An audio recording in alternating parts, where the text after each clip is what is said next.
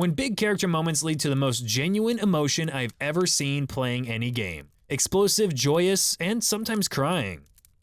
Welcome to the Twisted Pint Tavern. We just did a video on some D&D player red flags, so let's switch it up a bit and highlight some of the best traits a player can have. So today we're visiting r/D&D to answer DMs of Reddit, what are the best player qualities? Players who can really step into the shoes of their characters are great for me. Players who really reflect on their character's alignment, backstory, etc. prior to making big decisions is great to see. Also, any player that takes even basic notes to keep track of key NPCs, plot points, gets a big gold star in my book. And then these replies, I love taking notes journal style, but goodness, I beg of y'all DMs, stop picking the hardest phonetically to spell name on the generator list. Just write down how you hear it and then 3 months later connect the dots of a plot point way too late after you realize those two people in your notes with a similar but completely differently spelled name are actually the same person.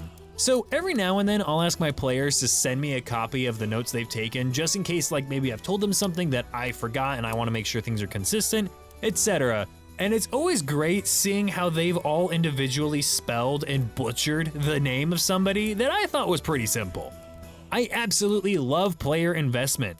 I had two players actually break into a serious in-character argument on whether to trust an NPC former friend who betrayed them. One wanted to work with them, the other didn't. And the argument was so emotional that they actually started yelling at each other. If I can get my players angry in character, that's the tops for me. Normally, arguments at the game table are not so great, but when it's in character, there's no hard feelings and it just builds the emotion and sentiment to the moment, that can really be a good moment. When a player makes a choice that makes sense for his character's personality, even though they know it's a tactically foolish decision. Then this reply, one time my DM had giant crabs crawl up onto the party's boat. They were not a tough or scary monster, but my character has a crippling fear of shellfish. So instead of shooting or smashing the crabs to bits, she teleported herself up into the rigging and refused to come down until the beasts were dispatched and stowed away in the kitchen. I could have just fought them, but discovering I can cry on demand out of sheer please don't let the lobsters get any closer was much more fun. Playing to your character's strengths is easy. Playing to their weaknesses typically takes a pretty good role player, but it's often a lot of fun. Speaking of fun, how's everyone doing in the Where's Waldore mimic hunt? You know, Waldore the tavern mimic who runs off and keeps hiding in the videos. The first person to find him, screenshot him, and share him in the Twisted Pint Tavern Discord server for each video will get a point. The Discord's starting to get pretty heated as the 3 people with the most points at the end of the month will get a special Mimic Hunter Discord role. Let me know if you found Waldore, and good luck. Players who speak to other players. I've had so many players only talk directly to me and never to their companions. Like, I'm not gonna develop your character in your party, your teammates will. Yeah, definitely talk to the people at the table. I know there's a degree of like the DM says kind of thing, but at the end of the day, if you guys come up with something really cool story-wise, there's a fair chance I might put it in there. Curiosity and a good imagination. Ask me questions, ask the NPCs questions, ask the other players questions. Absolutely.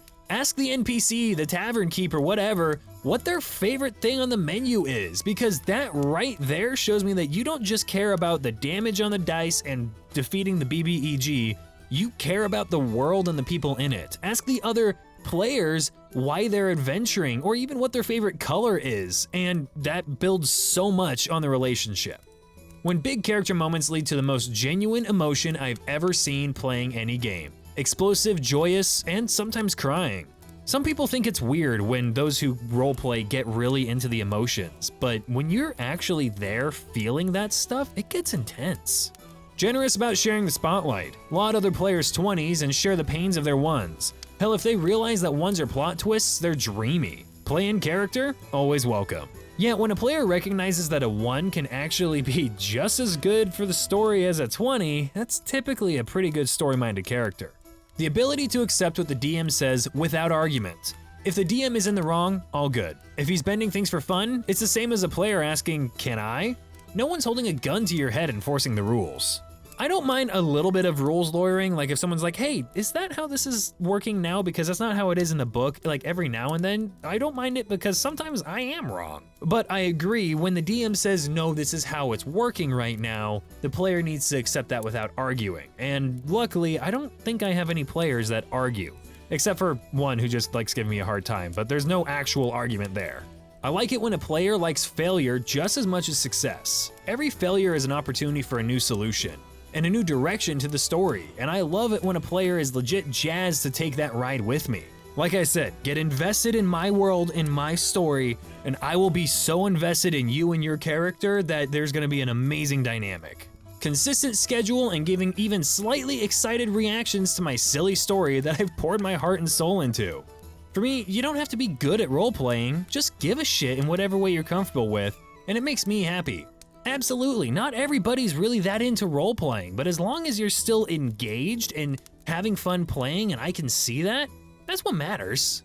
Gonna go a bit off script and say knowing how seriously to take it.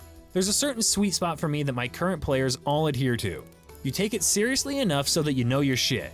You make notes of the story and characters. You don't do obvious dumb stuff that you know will incur dire consequences, and you treat the story and the DM with a level of respect. But on the flip side, there's such a thing as taking it too seriously. Strict adherence to the rules as written to be a rules lawyer and stifle cool moments, berating other players for not doing combat correctly, not recognizing when it's okay to be a bit silly and inject some levity. It's a game at the end of the day, and we're all trying to have a fun time. So yeah, like I said, there's a sweet spot. I agree, I think that most good players fall into that sweet spot. You can have some that are a little goofier or a little more serious. There's a bit of a buffer, but usually the good players will gravitate towards the middle instead of the extreme ends. I love it when players remember details about the lore. The other day, I placed a contract in their path, just signed with ZF. One player immediately said, "Isn't that the guy who we met ages ago in that one town with the name ZF?" Picture my surprise, love investment. If you can pick up on the tiny little subtle story details that I leave behind for you, those little story breadcrumbs, then I am so proud, so proud. I can think of so many things my players do that I absolutely love. Making a list is hard. One of my favorite qualities is good, inclusive roleplay where the others are involved.